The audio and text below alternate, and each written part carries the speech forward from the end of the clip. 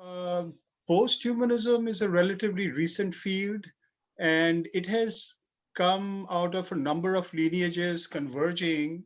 I think one of the major lineages that has led to it is what's called transhumanism. And transhumanism is more concerned with the way in which human beings are no longer remaining what they were because of the impact of technology. So that on the one hand, you have various ways by which quasi-humans, technological quasi-humans are being produced. The human himself or herself is more and more becoming what's called a cyborg. In other words, we have body parts and functional units inside us which are or attached to us intimately, which are machinic, which are technological. On the other hand, you have beings that are becoming more and more sophisticated that are actually mechanical beings with artificial intelligence. And the third feature is the fact that a new technological layer of human existence has entered. You can call it, uh, a cyber ontology. In other words, our relations are mediated by a kind of a non-local layer that has made us also like that, to some extent. Uh, there was a great media philosopher, Marshall McLuhan, who says the media is the message.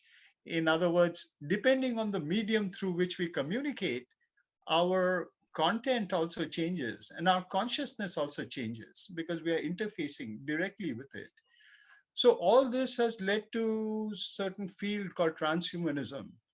Now, posthumanism is to a large extent a critique of transhumanism because where it comes from is it's seeing the entire technological acceleration as something that begins from around, the European Renaissance or the European Enlightenment that has given us a new view of the human. In fact, what we call humanism is really a term that arises from the Renaissance, where we are talking about the centering of the human and in our concerns from a world which was God-centered, right? So humanism. So what is the human? This becomes the question. And today we don't think about it when we moved from the medieval ages to the modern ages or to the Renaissance. We didn't ask the question, what is the human? We just thought, okay, now we are human. But today, because of the way in which the non-human is impacting the human, partly due to technology, but partly also due to the pluralism of other humans.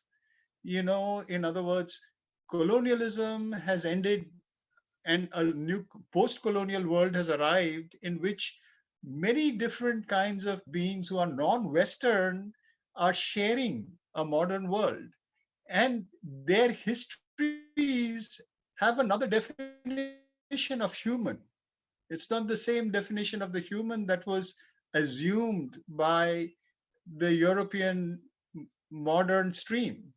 So what we call post-modern is in a sense a pluralization of the human as well. So all this is bringing a certain kind of critical perception on the idea of the human and bringing up also the question, what is the human? Now, one angle of that is to question even the fact that there is any essence at all to the human.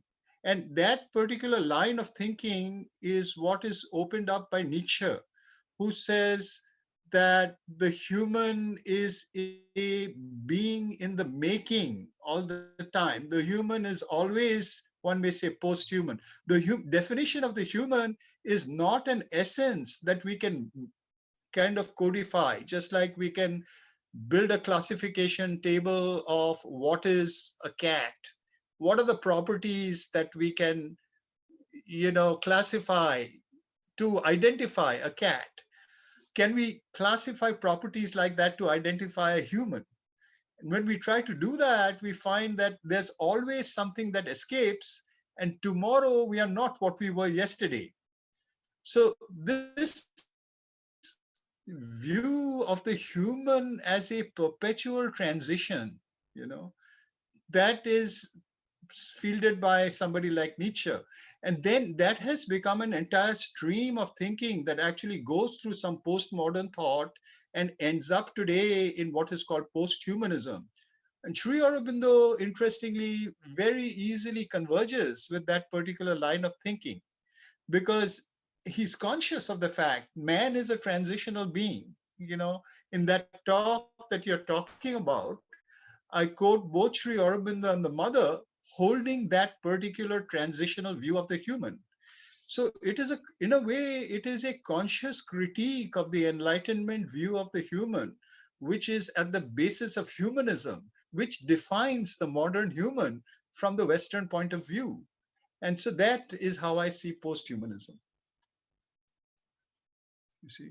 So from that point of view, you have to realize that the goal of posthumanism, if we look at it like that, uh, is an indefinable perfection and a individual perfection that ultimately is looking for something integral but cannot define it, cannot